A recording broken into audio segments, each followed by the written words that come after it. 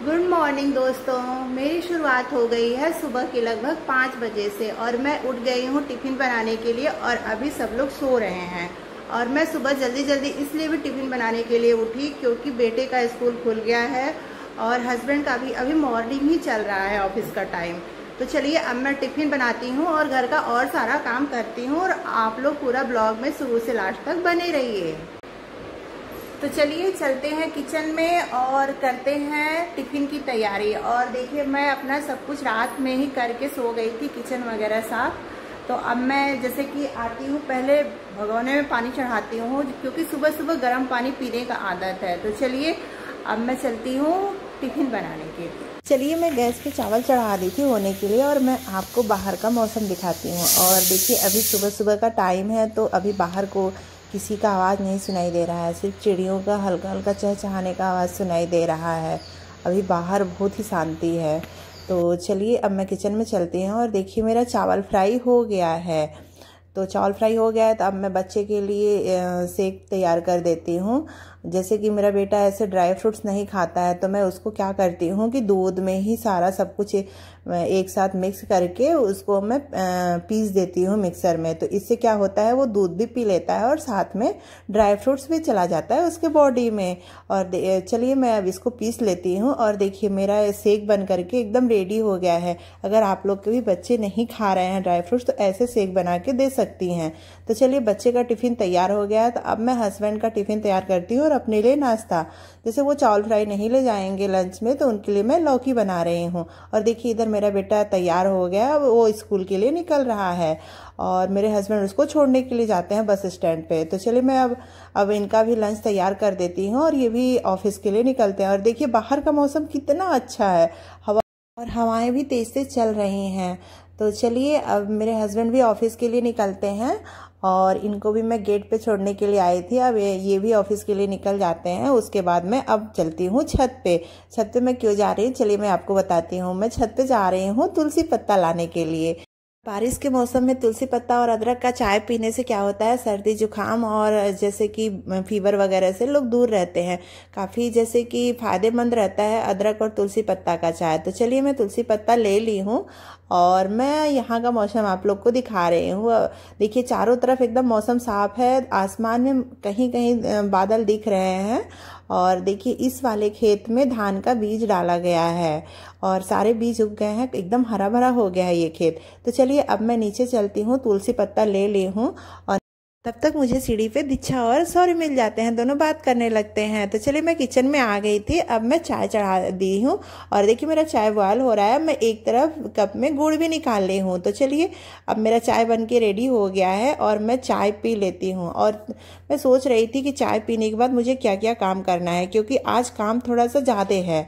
तो चलिए मेरा चाय हो गया है तो अब मैं जैसे डेली रूटीन की तरह घर की साफ़ सफाई कर लेती हूँ। पहले मैं अपना जैसे कि बिस्तर वगैरह साफ़ करती हूँ, उसके बाद फिर मैं सोफ़ा वगैरह सब साफ़ करूँगी। और जैसे कि थोड़ा सा आज साफ़ सफाई जैसे कपड़े वगैरह भी ज़्यादा हो गए थे तो मुझे थोड़ा हेडेक भी हो रहा था क्योंकि बाहर का मौसम तो अभी बढ़िया है और कब मौसम ख़राब हो जाए पता ही नहीं चलेगा क्योंकि बारिश का मौसम है, कुछ कहा नहीं जा सकता है। तो चलिए अब मेरा सारा साफ़ सफाई हो गया है और मैं ये टॉवल मोड़ के रख दे रही हूँ अंदर कबर्ड में। हम लोग हमेशा जैसे कि दरवाजे में टॉवल लगा देते हैं, बारिश के मौसम में होता है कि बाहर से कुछ भी कीड़ा उड़ा आ जाते हैं, इसीलिए दरवाजे में टॉवल लगा देते हैं हम लोग।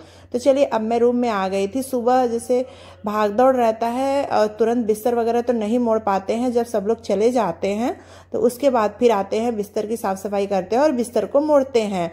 और फिर मैं उसके बाद आ जाती हूँ बेटे के टेबल पे। मैं सोची कि इसी समय इसका टेबल भी मैं सही कर देती हूँ। और तब तक मैं देखती हूँ कि मोबाइल चार्ज नहीं था तो सोची चार्जिंग में लगा देती हूँ। और मोबाइल चार्ज करने के बाद मैं उसका सारा टेबल का सब कुछ समेटने लगती हूँ। तो मुझे मिलता है चॉकलेट का रैपर। जैसे मेरे बेटे का आदत है कि हमेशा वो खा के चॉकलेट कहीं छुपा देता है। तो चलिए ये तो बच्चों का आदत होता है, कोई नहीं। फिर मैं उसके बाद जैसे कि कपड़े इधर उधर बिखरे हुए थे तो उनको भी समेटने लगती हूँ। फिर आ जाती हूँ बिस्तर बदलना, बेडशीट चेंज करने के लिए, क्योंकि काफ़ी दिन हो गया था। और देखिए मैं बेडशीट एक अलग टेक्निक से लगाती हूँ। जैसे उसके चारों कोनों में मैं गांठ बांध देती हूँ, और गांठ बांधने से क्या होता है कि बेडशीट इधर से उधर कहीं नहीं होता है, एकदम सही तरीके से लगा रहता है। और जैसे इससे क्या होता है कि बच्चे कितना भी कूदे फादे लेकिन बेडशीट नहीं खराब होता है। आप लोग भी इसी टेक्निक से लगाइएगा, बिस्तर एकदम सही रहेगा। तो चलिए मैं बेडशीट चेंज कर लेती हूँ और मैं दूसरा बेडशीट लगा देती हूँ। और दूसरा बेडशीट भी मैं सेम टेक्निक से लगाई थी। उसके बाद मैं आ जाती हूँ योगा करने के लिए, क्योंकि घर का आधा काम मेरा सिमट चुका था। तो मैं सोची अब अपना योगा भी कर लेती हूँ, क्योंकि घर के काम के साथ अपने सेहत का भी ध्यान रखना बहुत ज़रूरी होता है। फिर मेरा योगा भी हो जाता है। फिर उसके बाद मैं आती हूँ किचन में अपना किचन साफ करने के लिए। फिर पहले मैं जैसे कि कूड़ा वगैरह सारा हटाती हूँ, जो सब्जी का छिलका वगैरह था। उसके बाद फिर मैं करती हूँ बर्तन की सफाई। बर्तन की सफाई करने के बाद फिर मैं किचन का रैक वगैरह सब साफ करूँगी। और देखिए मेरा किचन पूरी तरीके से क्लीन हो गया है। और जब किचन भी क्लीन हो जाता है, बर्तन भी साफ हो जाता है, तो होता है कि घर का सारा काम हो गया है। फिर उसके बाद मैं नहा वहा के थोड़ा सा आराम करती हूँ। उसके बाद फिर से मैं आ जाती हूँ दोपहर में, दोपहर का लंच बनाने के लिए। और आज लंच में बन रहा है चना का दाल। और मैं दाल देखिए ऐसे ही बॉटल में रख के स्टोर करती हूँ। इससे क्या होता है कि दाल वगैरह में कीड़े वगैरह नहीं लगते हैं। और ये टेक्निक है मेरी मम्मी और मेरी सासू माँ का है। तो चलिए मैं अपना दाल वगैरह धुल करके कुकर में चढ़ा देती हूँ। और उसके बाद फिर मैं दाल में जो मसाले वगैरह डालना था वो सब मैं डाल देती हूँ।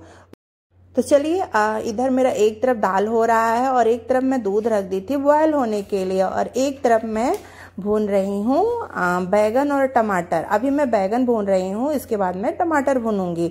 और आप लोग ऐसे बैगन का जैसे कि चोखा बनाइएगा, बहुत ही टेस्टी लगता है। मेरे घर तो ये इस तरह का चोखा सब लोग बहुत पसंद करते हैं। तो चलिए मेरा बैगन हो रहा है, अब मैं दूसरे सब्जी की भी तैयारी कर लेती हूँ। इसको आप लोग क्या बोलते हैं? हम लोग के यहाँ तो इसको कुंदरू बोलते हैं, और इसका भुजिया बहुत ही टेस्टी लगता है। और जैसे कि मैं बता रही थी कि मौसम का तो मिजाज कुछ बताया नहीं जा सकता है। देखिए अभी सुबह इतना तेज धूप था और एकाएक फिर से बारिश होने लगा। मैं खाना बना ही रही थी कि फिर मैं दौड़ के छत पे आती हूँ कपड़ा हटाने के लिए। तो मैं सोची कि थोड़ा देर में बैठ भी जाती हूँ, क्योंकि मेरा खाना रेडी हो चुका था और मुझे बारिश देख का मजा भी लेना था। और तब तक दीक्षा और सौर्य भी नीचे से आ जाते हैं। और ये दोनों जैसे कि बारिश में भीगना चाह रहे थे। इनकी मम्मी मना कर रही थी, लेकिन ये दोनों नहीं मान रहे थे। इन दोनों को बारिश में खेलना था। और बीच बीच में बिजली भी चमक रहा था, और तब तक ये लोग खड़े होकर सिमट जा रहे थे। और चारों तरफ मौसम का मिजाज देख के ऐसा लग रहा था कि बारिश तो एकदम घनघोर होने वाली है। लेकिन कुछ ही देर बाद बारिश बंद हो गई थी और धूप भी निकल आया था।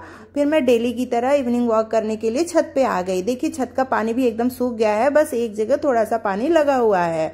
और मैं इस समय इवनिंग वॉक छत पे ही कर रही हूँ, क्योंकि जैसे सारी फ्रेंड लोग अपने मायके गई हुई हैं या तो कहीं घूमने के लिए गए हुए हैं। तो मैं डेली इसी टाइम छत पे ही आके इवनिंग वॉक कर लेती हूँ। कहीं भी इवनिंग वॉक करने से मतलब है।